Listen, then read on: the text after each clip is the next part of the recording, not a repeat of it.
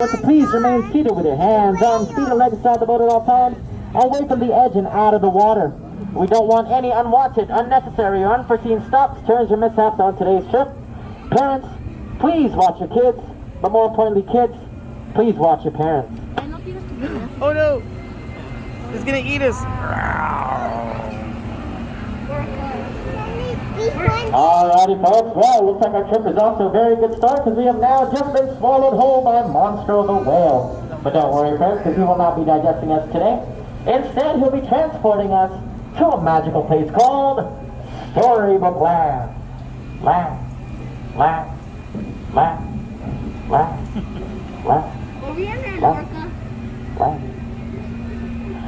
Once upon a time, there lived a big...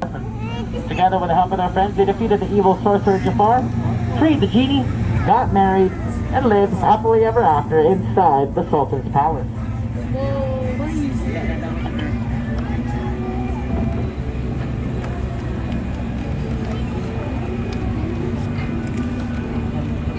Beyond the cottage are the 7 jeweled hills where the 7 dwarves mine for diamonds, rubies, and riches. Speaking of riches, high above us to our left sits the prince's castle. One night the prince held a royal ball where he met Cinderella, thanks to the help of the fairy godmother, of course, until the stroke of midnight, when the fairy godmother's spell was broken, and Cinderella had to be rushed home inside her carriage, which turned back into that very same pumpkin up there. But don't worry, friends, because in the end, Cinderella and the prince got married and lived happily ever after. And on that note, we're going to put a little bookmark on our story here, friends. Size in close proximity to London Park over to your right. Because with a little bit of Neverland magic, courtesy of Tinkerbell from across the way, these very tiny plants to your left will forever remain tiny and never grow up. That made this one of the many favorite parts of master storyteller Walt Disney when the park first opened back in 1955.